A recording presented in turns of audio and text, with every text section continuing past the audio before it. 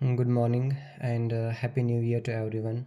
I hope this year passes well for you all, and may your dreams take flight and your resolutions turn into reality.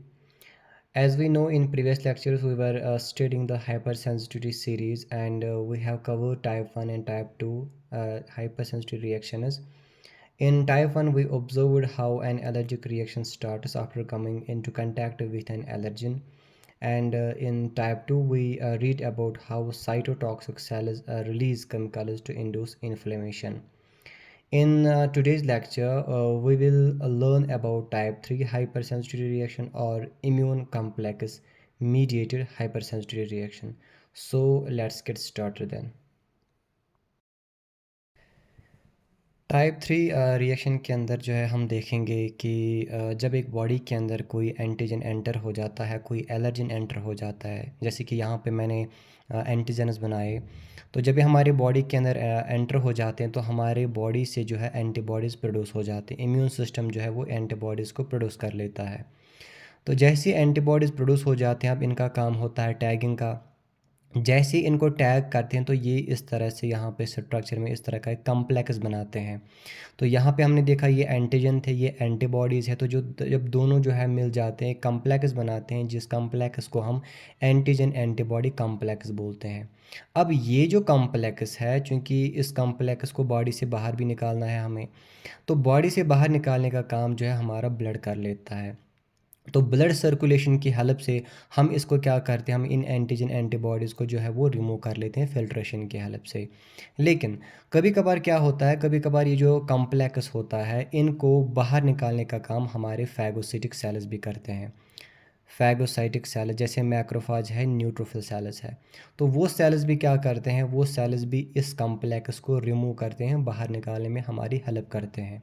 ठीक है, यानी कि एक तो हमारे ब्लड ब्लड सर्कुलेशन जो हमारा होगा वो इसको रिमूव करने में हमारे हेल्प करेगा, ब्लड सर्कुलेशन। दूसरा जो है वो फैगोसिटिक सेल जैसे न्यूट्रोफिल है, मैक्रोफाजेस है, वो इन हेल्प करेंगे इनको रिमूव करने के लिए। तीसरा जो यहाँ पे होता है वो होता है ये जो ब्लड होता है, ब्लड जो है इस कॉम्प्लेक्स को ले जाता है सुप्लीन के पास। और जो हमारा सुप्लीन होता है वहाँ पे प्रेजेंट होते हैं मैक्रोफाजेस, काफ़ी सारे मैक्रोफाजेस वहाँ प्रेजेंट होते हैं। तो वो मैक्रोफाजेस जो है इस कॉम्प्लेक्स को हमारे बॉडी से बाहर निकालने का काम कर लेते हैं। अब ये क्वेश्चन है कि ये कॉम्प्लेक्स हमारे बॉडी से बाहर क्यों निकलता है, या इसको क्यों निकलना है हमारे बॉडी के बाहर। इतना हमें याद रखना है, अगर ये कॉम्प्लेक्स हमारे किसी टिश्यू के अंदर एकुमुलेट हो गया, जमा हो गया, तो वहाँ पे ही ये टाइप 3 सेंसिटिविटी रिएक्शन जो है वो जो होने लगती है। देखिए, ये तो हमने कहा कि नॉर्मली में क्या होता है कि जब एंटीजन बॉडी में एंटर होता है, एंटीबॉडीज़ को टैग कर लेता है, एंटीजन एंटीबॉडी कॉम्प्लेक्स बन जाता है, उसके बाद या तो ब्लड सर्कुलेशन के थ्रू, या फैगोसिटिक सेल्स के थ्रू, या सुप्लीन के थ्रू हम इस कॉम्प्लेक्स को बॉडी से बाहर निकालते हैं। लेकिन समटाइम्स क्या होता है कि ये जो कॉम्प्लेक्स काफ़ी बड़े होते हैं और इनकी कंसंट्रेशन काफ़ी ज़्यादा होती है बॉडी के अंदर। अगर इनकी कंसंट्रेशन काफ़ी ज़्यादा होगा, इसका मतलब एंटीजन अगर ज़्यादा होंगे तो कॉम्प्लेक्स भी काफ़ी ज़्यादा बनेगा वहाँ पे। तो जब कॉम्प्लेक्स काफ़ी ज़्यादा बनते हैं या काफ़ी बड़े कॉम्प्लेक्स बनते हैं तो उस कंडीशन में क्या होता है, उस कंडीशन में ना तो ब्लड सर्कुलेशन के थ्रू, ना फैगोसिटिक सेल्स, और ना ही सुप्लीन इसको रिमूव कर लेता है, कर पाता है। जिसकी वजह से ये उस जो लोकल टिश्यू होगा उस टिश्यू के ऊपर ही क्या हो जाते हैं, एकोमुलेट हो जाते हैं। अब एकोमुलेट होने के बाद ये क्या करते हैं, ये उस टिश्यू के एरिया को ही क्या करते हैं, उसको रिएक्शन वहाँ पे काज होती है जिसको हम हाइपर सेंसिटिव रिएक्शन बोलते हैं।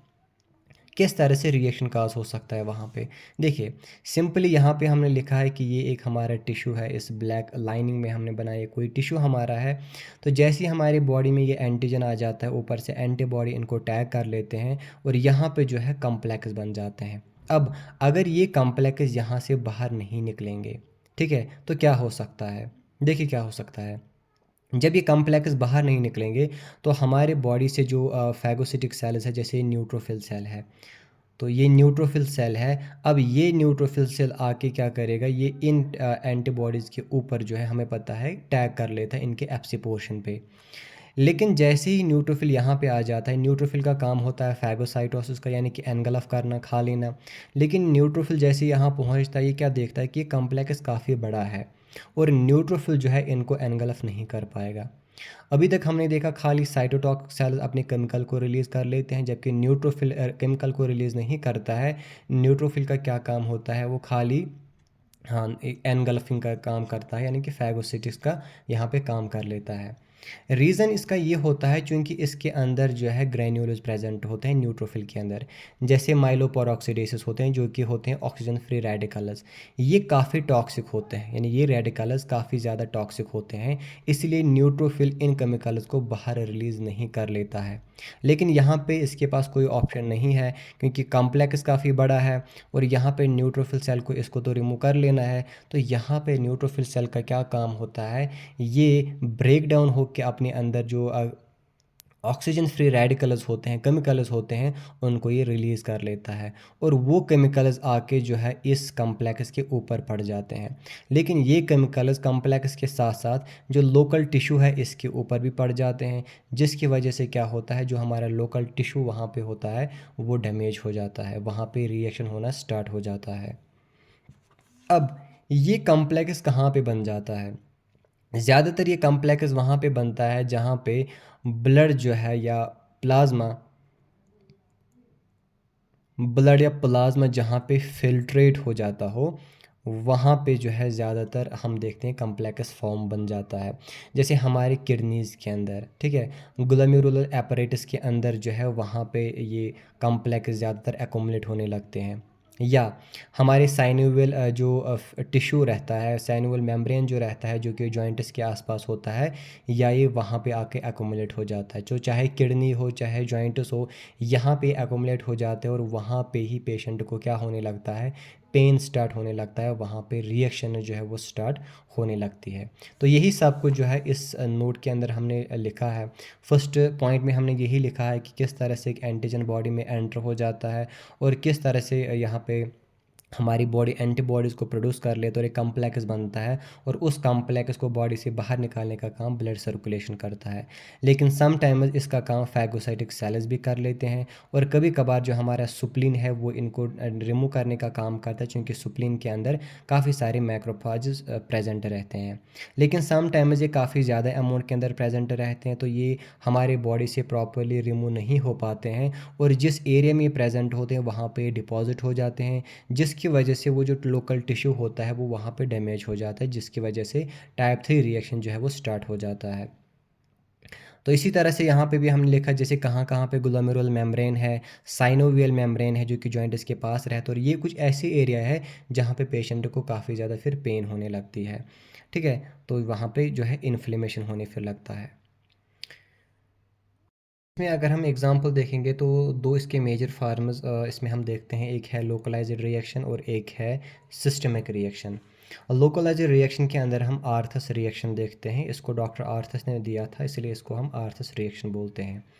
अब आर्थस रिएक्शन होता क्या है, तो जैसे कि एग्जांपल के तौर पे अगर जो है कोई पेशेंट है हमारा या कोई एनिमल है और अगर हमने इस एनिमल को क्या किया, अगर हमने इस एनिमल को एक एंटीजन इंसर्ट कर दिया, यानी कि यहीं से अगर हम इसके बॉडी के अंदर एक एंटीजन को इंसर्ट करेंगे सब क्यूटिनियसली, यानी कि इसके स्किन के अंदर, जैसे इम्यूनाइजेशन के अंदर या वैक्सीनेशन के अंदर ये हम करते हैं, तो हम पेशेंट को क्या करते हैं, इंजेक्शन की हेल्प से हम उसके बॉडी के अंदर एंटीजन को एंटर कर देते हैं।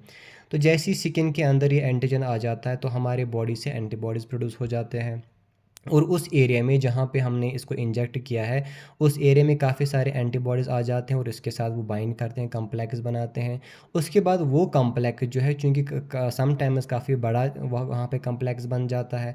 अगर कॉम्प्लेक्स छोटा है तो बॉडी से वो तो बाहर निकलेगा, लेकिन अगर कभी कभार बड़ा कॉम्प्लेक्स वहाँ पे बन जाता है तो वो वहाँ पे एक्यूमुलेट होने लगता है और उस वाले एरिया में, स्किन के उस वाले एरिया में क्या होने लगता है, रिएक्शन होने लगता है।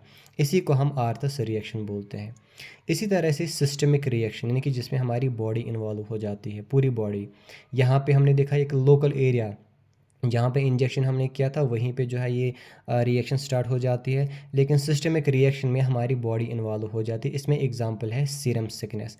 अब सीरम सिकनेस क्या होता है, simply whenever we anti serum is produced from the plasma of a person और animal that has immunity against an infection or poisonous substances. So, like we may receive certain type of anti-serum infection like in tetanus or in rabies.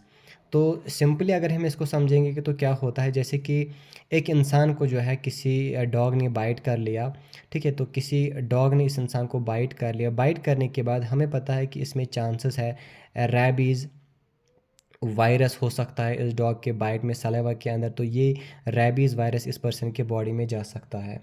तो अब हम इसको कैसे protect करेंगे? हमें पता है हम इसको बाहर से क्या देते हैं, इसको बाहर से हम इंजेक्शन करते हैं पेशेंट को।